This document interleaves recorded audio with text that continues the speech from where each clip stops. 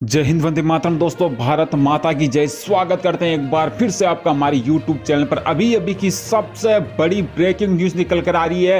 रूस पर हवाई हमला। इस वक्त यूक्रेन ने किया सबसे बड़ा घातक हमला, जिसमें कई सारे रूसी मौके पर ढेर हो चुके हैं। जी दोस्तों, कई सारे बम इस वक्त जो है यूक्रेन की तरफ से दागे गए। सबसे बड़ा कदम अभी अभी उठाया है। जिस तरह से रूस ने जो है पुलिस के ठिकानों पर हमला किया यूक्रेन में, उसी का बदला लेने के लिए अभी अभी की सबसे बड़ी कार्रवाई करी गई है। पूरा लाइव वीडियो आपको दिखाने वाले हैं, पूरी खबर विस्तार से दिखाएंगे, तो वीडियो को आखिरी तक जरूर देखिए। चैनल पर नए तो चैनल को सब्सक्राइब जरूर कर ले और वीडियो को लाइक और अधिक शेयर जरूर करें। तो आइए चलते हैं दोस्तों इस वक्त की सबसे बड़ी ब्रेकिंग न्यूज में। जहां दोस्तों बड़ी अपडेट निकल कर आ रही है। रूस को मुंह तोड़ जवाब देने के लिए आखिरकार यूक्रेन मैदान में कूद चुका है। इतने दिनों से लगातार रूस यूक्रेन पर हमला कर रहा था, यूक्रेन के कई सारे ठिकाने तबाह कर रहा था, जिसमें आम नागरिकों को भी काफी हद तक नुकसान पहुंचा है। इसी का करारा जवाब देने के लिए इस वक्त जो है यूक्रेन ने सबसे बड़ा ऐलान कर दिया है और सबसे बड़ी सर्जिकल स्ट्राइक इस वक्त रूस पर करी है।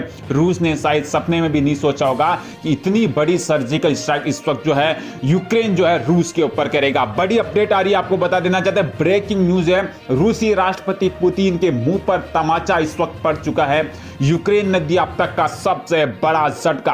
पिछले 7 से 8 दिनों से लगातार यूक्रेन और रूस के बीच में जंग जारी है। इधर लगातार जो है रूस मिसाइलें दागता जा रहा है और कीवी पर कब्जा करने की कोशिश कर रहा है, तो इधर यूक्रेन भी मैदान में कूद चुका है और रूस का पूरी तरह से सामना कर रहा है। और आम नागरिक भी दोस्तों हथियार लेकर आगे आ चुके हैं। इससे तो एक चीज स्पष्ट हो चुकी है कि यूक्रेन किसी के सामने नहीं झुकने वाला है। भले ही छोटा देश है, लेकिन रूस को उखाड़ फेंकने में यूक्रेन के सैनिक और आम नागरिक ही काफी है। सबसे बड़ी अपडेट में दोस्तों आपको बता देना चाहते हैं, जो है अभी अभी यूक्रेन के द्वारा सबसे बड़ा घातक हमला किया गया, जिसमें कई सारे रूसी मौके पर ढेर हो चुकी है। अभी अभी की सबसे बड़ी अपडेट निकल कर आ रही है। रूसी राष्ट्रपति पुतिन को मुंह तोड़ जवाब दिया है और यूक्रेन की ओर से दावा किया गया कि उन्होंने 10,000 से अधिक रूसियों को अभी अभी मार गिराया है हवाई हमले में। जहां रूसी ठिकाने थे वहां पर हवाई हमला हुआ है, जिसकी वजह से कई सारे रूसी मौके पर ढेर हो चुके।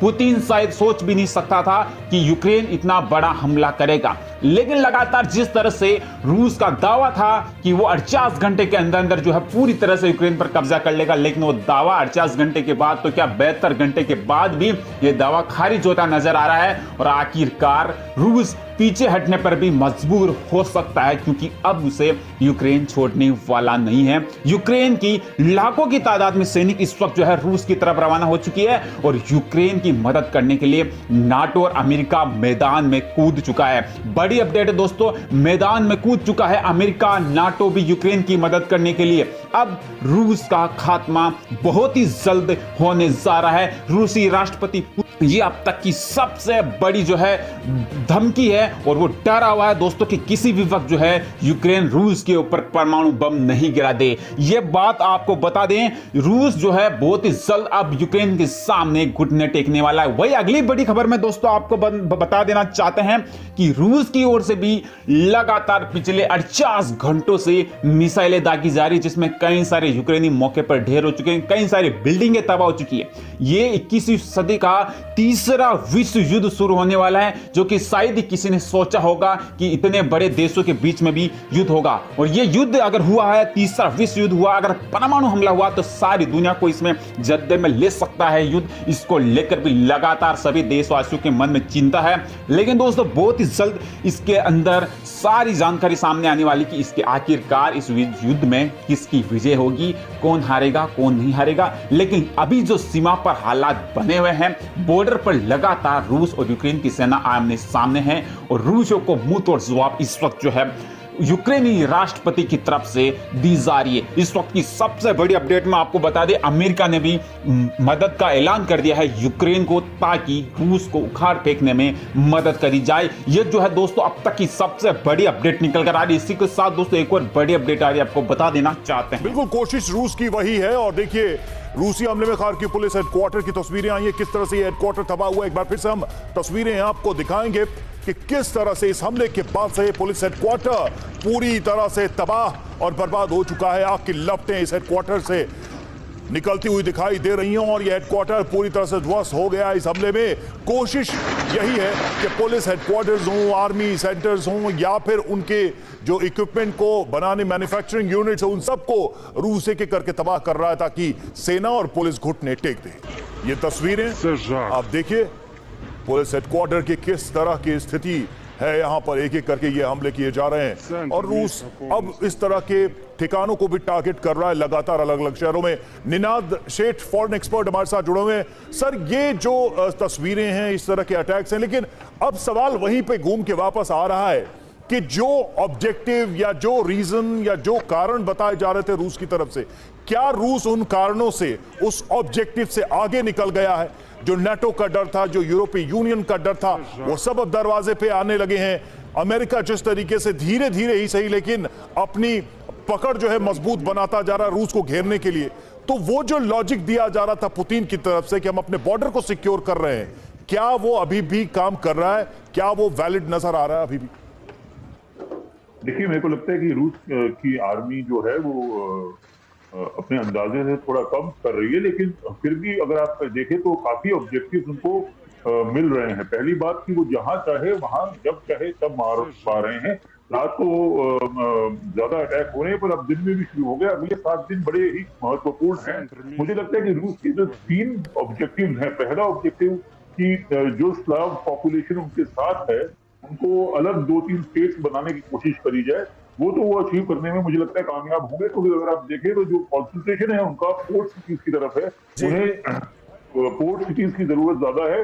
खाईव में वो बाद में जाएंगे, खाईव के बाद वो नहीं सर, मैं ये पूछना चाह रहा था, मैं ये कहना चाह रहा था कि अगर रूस ने कुछ हिस्सों को अलग भी कर लिया और जैसा कि हम देख रहे हैं कि यूरोपीय यूनियन ने यूक्रेन को खुद में शामिल करने के लिए वोटिंग से एक तरीके से परमिशन दे दी है, अगला चरण नाटो का हो सकता है, तो जो हिस्सा बच जाएगा यूक्रेन का, जो फ्री यूक्रेन रह जाएगा, जिसकी हम बात करें, जिसको ज़ेलेंस्की रिप्रेजेंट करेंगे फ्यूचर में, अगर सब कुछ ऐसा ही रहा तो, और अगर वो नाटो में शामिल हो गया तो बात तो वहीं आके रुकेगी कि नाटो को खुद ही इन्वाइट कर लिया पुतिन ने अपने दरवाजे तक। मुझे लगता नहीं है कि ये एक फोरगोन कंक्लूजन है। पीस को लाने के लिए ये भी हो सकता है कि यूक्रेन अपना नेटो का दावा छोड़ दे। ये तो एक पॉस्चरिंग है। और आप ये भी याद रखें कि मोल्डोवा, पोलैंड वगैरह को भी एक वार्निंग मिली है कि वो नेटो को ज्वाइन ना करें, क्योंकि उनके साथ भी ऐसा रशिया कर सकता है। तो मुझको लगता है कि अभी ये ओपन किताब है कि अगला हफ्ता 10 दिन में बहुत जी। योगेश गुप्ता जी इस पर कुछ ऐड कर सकते हैं। योगेश जी, मुझे ये समझाइए कि सारा मसला जो है उसकी शुरुआत तो नाटो एक्सपेंशन की आशंकाओं को लेकर ही हुई। आज हमने सुना जो बाइडेन का संबोधन भी, अमेरिका की तरफ से तमाम प्रतिबंधों की बात की गई है, रूस को कैसे अलग थलग किया जाना है उसका खाका जो है वो दुनिया के सामने रखा गया, लेकिन यह नहीं कहा गया कि यूक्रेन को नाटो मेंबर नहीं बनाया जाएगा। क्या ऐसा कोई आश्वासन इस वक्त जंग को खत्म कर सकता है, या इस जितनी भयावह जंग हमें नजर आ रही है उसकी जो हालत यूक्रेन की इस वक्त हो रही है, कुछ ऐसा किया जा सकता है क्या अमेरिका की तरफ से कि यूक्रेन की ये बर्बादी फिलहाल कम से कम रुके? समीर, देखिए, इस तरह की बात तो राष्ट्रपति बाइडेन ने काफी रोज पहले शुरू में ही कही थी कि भाई अभी यूक्रेन को नाटो में एडमिट करने का अभी हाल फिलहाल कोई प्रपोजल, मतलब कोई सीरियस इस पर कोई प्रोग्रेस नहीं हो रही है, तो इसके बारे में आप मत परेशान हो।